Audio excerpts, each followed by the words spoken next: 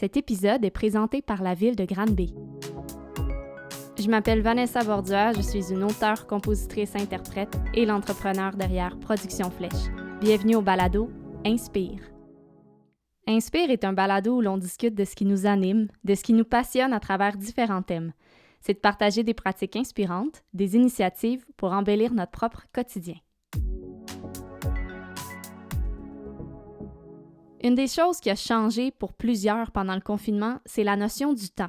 Comme si on s'accordait un moment de repos qui nous offre de réfléchir, de créer, de prendre du temps pour soi et de se découvrir autrement. Ça amène aussi à vouloir modifier des habitudes de consommation. On a vu naître les mouvements musique bleue, panier bleu. Les gens ont une volonté d'encourager local, entre autres dans notre assiette. Avec ce qui se passe, ça remet en avant-plan un désir de proximité avec nos agriculteurs, de manger bio, d'acheter au marché public, de savoir d'où viennent nos aliments. Ça encourage aussi un bon nombre de gens à s'intéresser au jardinage pour la première fois. C'est le cas de Frédéric Laflamme et Serge Tremblay qui ont pris ce temps de pause pour créer un jardin, accueillir des poules et bâtir une serre en utilisant majoritairement des matériaux recyclés. C'est le confinement qui a poussé ces deux entrepreneurs à faire du jardinage pour la toute première fois.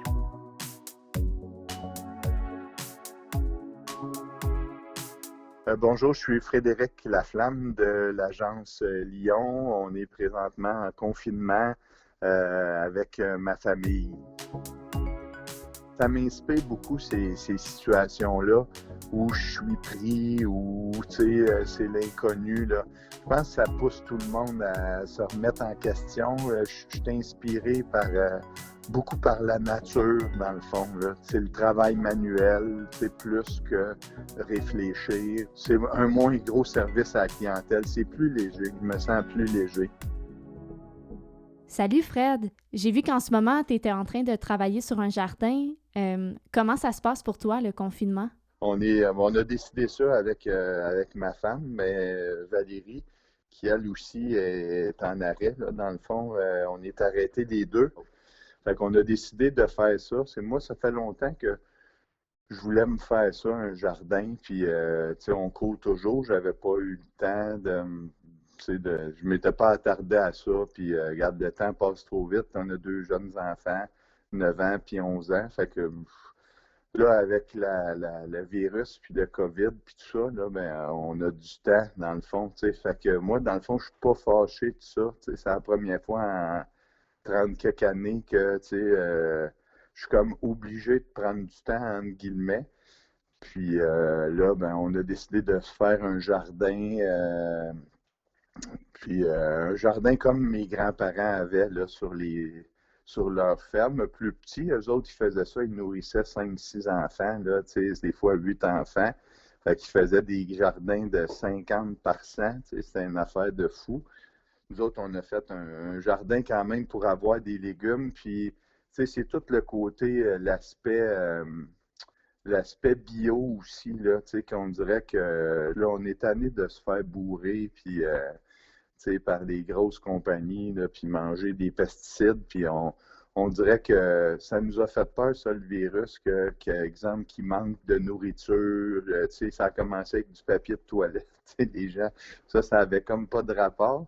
Fait que là, on s'est dit, regarde, pourquoi pas essayer de se faire un beau jardin, pour les prochaines années, manger plus sain, puis d'avoir nos propres légumes, puis aussi, là, on regarde pour un poulailler, là, avoir nos œufs.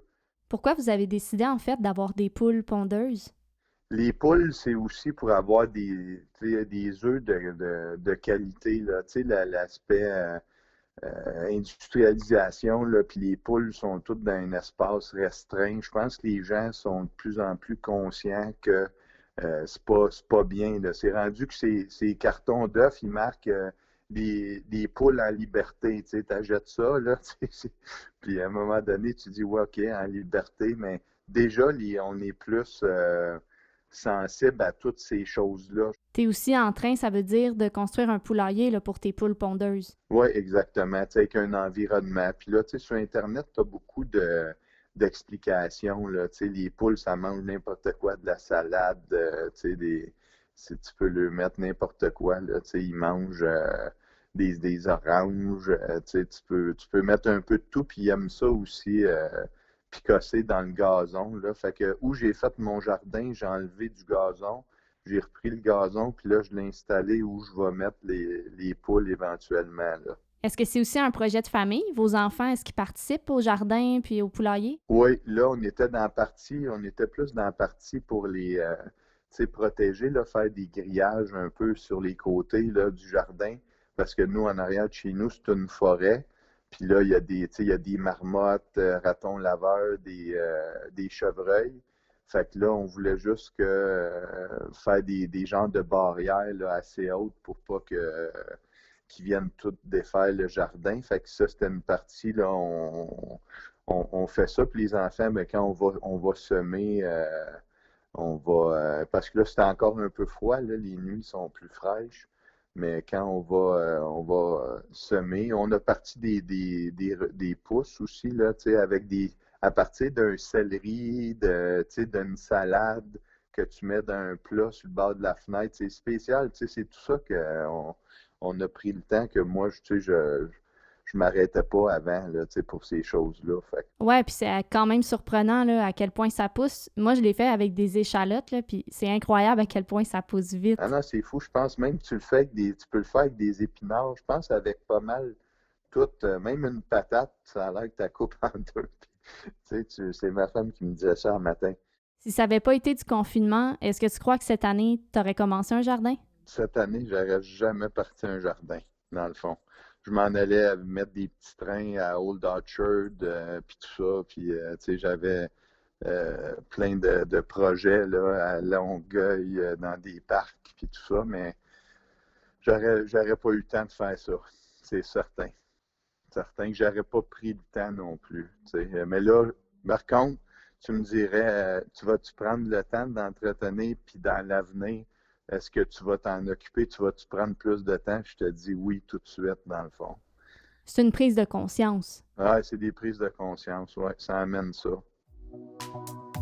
Ce qui est intéressant avec le jardinage, c'est que ça demeure accessible, peu importe nos espaces ou le temps qu'on peut ou on veut y consacrer. J'ai commencé à faire du jardinage de balcon il y a peut-être 3 ans. J'ai réussi à faire pousser différentes sortes de légumes et à être épatée de voir que des simples bacs m'offrent de si beaux légumes. Il y a quelque chose de magique, je trouve, de partir ces semis à l'intérieur vers la fin de l'hiver et ensuite les transférer en pot jusqu'au résultat final, un légume. Dernièrement, j'ai écouté La ferme et son état, un documentaire de Marc Séguin vraiment intéressant.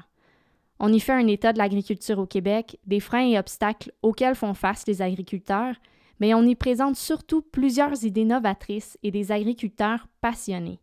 Ça m'a donné le goût de m'informer davantage et d'encourager l'agriculture de proximité. Ça me donne encore plus envie aussi de sortir mon jardin du balcon pour explorer davantage.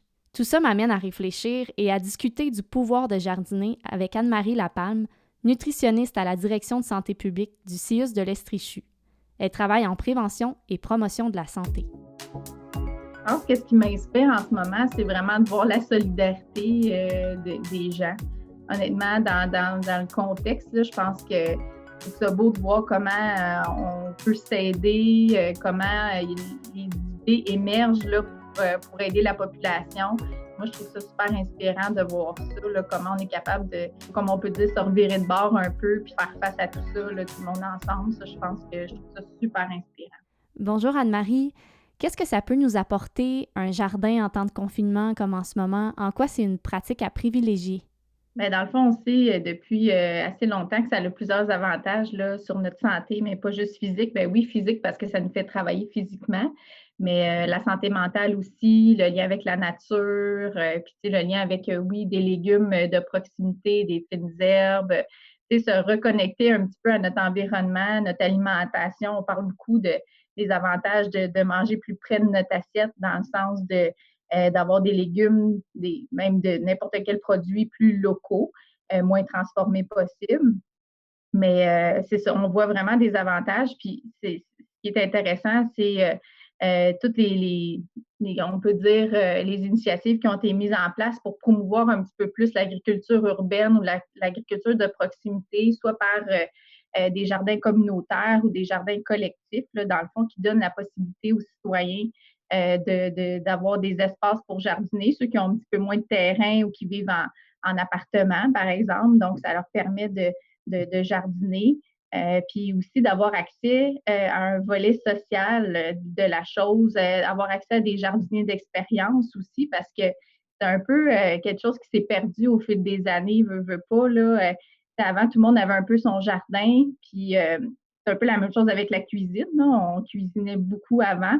C'est des compétences, on dirait, qui se sont perdues à travers le temps avec toute la grande agriculture qu'on connaît aujourd'hui. Donc, d'avoir des gens, des fois, là, qui ont cette expérience-là puis qui aiment ça la partager aussi, là. On a beaucoup de gens qui ont des super belles connaissances. Donc, ça leur permet de les partager aussi parce que c'est toute une chose à savoir jardiner, là, veut pas. Là, il y a beaucoup de choses à apprendre. Puis, tu sais, bon, comment faire pousser, à quel moment, quoi mettre avec quoi. Donc, c'est toutes des choses qui peuvent s'apprendre, là. Donc, c'est super intéressant d'avoir cette opportunité-là, là, soit de jardin communautaire collectif ou ça peut être à la maison aussi. Si on a une petite parcelle de terrain, c'est ça, je pense qu'avec le confinement, tout le monde travaille sur sa maison, l'entretien. Donc, tu sais, je pense que ça peut vraiment être quelque chose de super pertinent en cette période-ci de commencer à prendre cette expérience-là. Puis après ça, au fil des années, ça peut se répéter beaucoup plus facilement, là. Le fait d'avoir un jardin, est-ce que ça peut changer nos habitudes, nos comportements alimentaires? Oui, ben on voit que les gens qui ont un jardin vont consommer beaucoup plus de légumes habituellement. On fait, oui, de fruits aussi, là, mais habituellement, on fait pousser plus de légumes.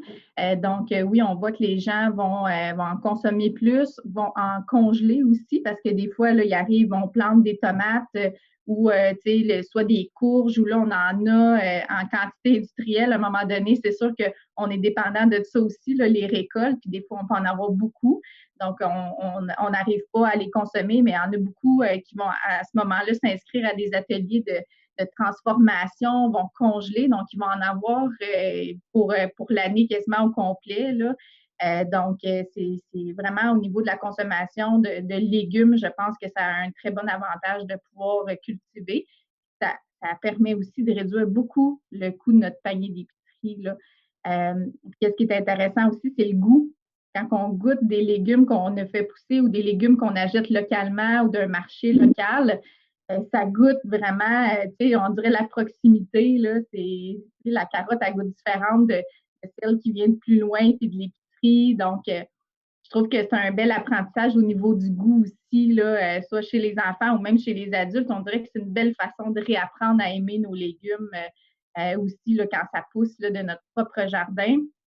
C'est ce qu'on voit beaucoup avec les enfants aussi, tu sais, des choses qu'ils n'auraient pas voulu goûter à la base, mais quand ils voient le processus d'avoir planté la graine, puis de voir finalement le légume pousser, la tomate, ça change vraiment. Ils ont le goût d'y goûter, ils trouvent ça bon, ils sont fiers de l'avoir fait pousser. Donc, c'est un bel apprentissage au niveau du goût là, pour réapprendre à aimer les fruits et les légumes. J'ai discuté aussi avec Serge Tremblay qui, avec sa fille, a commencé un projet pour y démarrer un jardin. L'idée leur est venue après avoir offert à une amie des vieilles fenêtres qui dormaient dans leur garage. Elle en avait besoin pour la création d'une serre. Ils se sont alors simplement dit que c'était le bon moment pour en faire une eux aussi.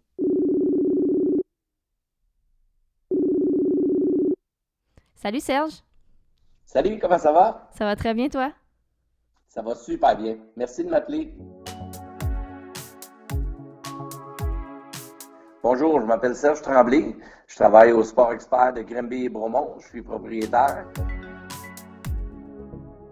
Qu'est-ce qui m'inspire présentement, c'est que je trouve qu'on est tout le monde en réflexion de savoir est-ce qu'on est où ce qu'on voulait être présentement. Avec tout ce qui arrive partout, des gens qui vont changer de carrière, il y a des gens qui se remettent en question, il y a des couples qui se remettent en question, il y a des employés qui se disent « OK, tu sais, finalement, c'était pas ce que je voulais faire. » Fait que je trouve que moi, ce qui m'inspire bien gros, c'est que les gens se sont comme assis pour pouvoir regarder est-ce qu'ils sont à la bonne endroit où ce qu'ils voulaient être avec tout ce qui se passe dans le monde présentement. Fait que ça m'inspire bien gros.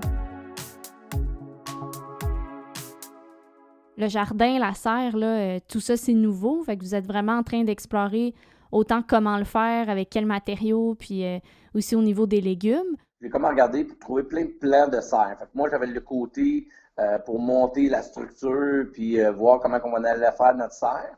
Puis elle avait l'autre côté qu'il fallait qu'elle apprenne, dans le fond, comment planter les légumes. Puis est-ce qu'ils ont besoin de plus de lumière, moins de lumière, plus de chaleur, moins de chaleur, puis un peu tout ça. Puis pour les matériaux de la serre, vous avez fonctionné comment? Dans le fond, on a commencé par Internet. Fait qu'on a dit, OK, là, on a trouvé comme moi, j'ai trouvé une serre que je voulais vraiment faire, comme c'est celle-là que je voulais faire. Il n'y en avait comme pas d'autres, là. Fait que dans ma tête, c'était celle-là qui allait bien avec ma maison, sur le terrain, tout ça. Fait que c'est une serre qui est toute faite, dans le fond, en bois de grange, puis en bardeau de cèdre, puis tout le toit, il est tout en plexi transparent. Puis, dans le fond, on a checké beaucoup sur Internet. À un moment donné, on a vu des gens qui vendaient des fenêtres. Puis là, à Valleyfield, l'autre bord de Montréal, il y avait une madame qui vendait comme, mettons, 9 fenêtres qui étaient toutes pareilles. Puis ça fitait vraiment gros. Fait que là, j'ai comme mesuré les fenêtres. Puis là, je me suis dit, OK, ben si, par rapport à toutes ces fenêtres-là, je pourrais faire une dimension de 6 pieds par 10 pieds. Puis ça ferait parfait pour ma dimension pour faire ma serre. Puis après ça, ben là, on a essayé de récupérer tout ce qu'on était capable de récupérer, on l'a récupéré. Puis le reste, ben on est allé l'acheter, qu'est-ce qui nous manquait. Ça va devenir un peu un jardin collectif de famille, comme tes enfants vont sûrement venir fouiller dans les récoltes. Oui, mais qu'est-ce qui est le fun aussi, c'est parce que tu sais de où tes légumes ils viennent. Fait que c'est agréable aussi, là, tu sais qu'ils sont vraiment en santé, puis qu'il n'y a pas eu des pesticides ou n'importe quoi dedans. Fait que c'est sûr que ça, c'est le côté bien le fun. Puis l'avantage, c'est de prématurer aussi la repousse ou la pousse de certains légumes. Tu sais, comme tes plants de tomates, tu peux quand même en février quand même les planter dans l'intérieur de la maison, dans des fenêtres au soleil. Puis tranquillement, pas vite, les amener justement à la serre, après ça, plus rapidement. Puis après ça, ben pouvoir les faire grossir plus vite aussi. Fait que tu sais, c'est d'avantager un petit peu le temps, de devancer le temps un peu pour la plantation. Puis en plus, ben de vraiment de pouvoir dire, ben écoute, c'est nos légumes à nous, c'est nos choses. Puis on va se faire des conserves aussi, là, fait que ma blonde est bonne là-dedans. Fait que tu sais, on va se conserver des tomates, là, ben gros, des tomates pour justement se faire de la sauce à spaghetti maison. Fait que tu as des pots faites d'avance. Puis est-ce que tu aurais pensé le faire en dehors du confinement, ce projet-là? Non, parce que j'aurais pas eu, première des choses, j'aurais pas eu le temps. J'ai eu quand même 6 semaines de break, là, tu sais, fait que j'ai eu le temps quand même de faire la préparation du terrain, de niveler, après ça, de mettre au niveau toute ma structure, après ça, commencer à monter ma structure, puis moi, je travaille beaucoup, fait que souvent, ben, j'ai pas vraiment le temps de faire ça, fait que je pense pas que j'aurais fait ça cet été, j'aurais pas eu le temps, tu sais. Comme là, il me reste peut-être 2 fins de semaine. Puis, ma cabane va être finie. Fait que là, on va quand même vraiment pouvoir en profiter. Puis, si jamais il y a des soirées qui sont frais, ben, on va pouvoir laisser les plantes à l'intérieur au lieu des sorties dehors. C'est intéressant. J'ai hâte de voir le résultat final. Ben, je t'enverrai des photos. C'est parfait. Je te remercie, Serge. Bonne journée. Jardiner, c'est de l'essai-erreur, de la découverte. Il y a tellement de possibilités, passant par les jardins collectifs et communautaires, les jardins en serre, en bac ou encore sur une parcelle de terrain. Il y a plusieurs initiatives, comme le restaurant Maison Boire à Granby qui a un jardin sur son toit, parce que son objectif est de devenir autosuffisant. Le jardin communautaire du Centre Saint-Benoît à Granby est aussi adapté aux personnes à mobilité réduite, aux aînés et aux personnes ayant une limitation visuelle. On l'a entendu avec les invités se mettre les mains dans la terre, ça nous ramène au moment présent. Personnellement, ça m'émerveille de voir qu'une semence se transforme en récolte. Il n'y a pas plus fort et résilient que la nature, et ça, je trouve ça vraiment inspirant. Cet épisode est présenté par la ville de Granby. Vous avez entendu les invités Frédéric Laflamme, Anne-Marie Lapalme et Serge Tremblay. À l'animation et la musique, moi-même, Vanessa Bordua, une idée originale et réalisation de Production Flèche.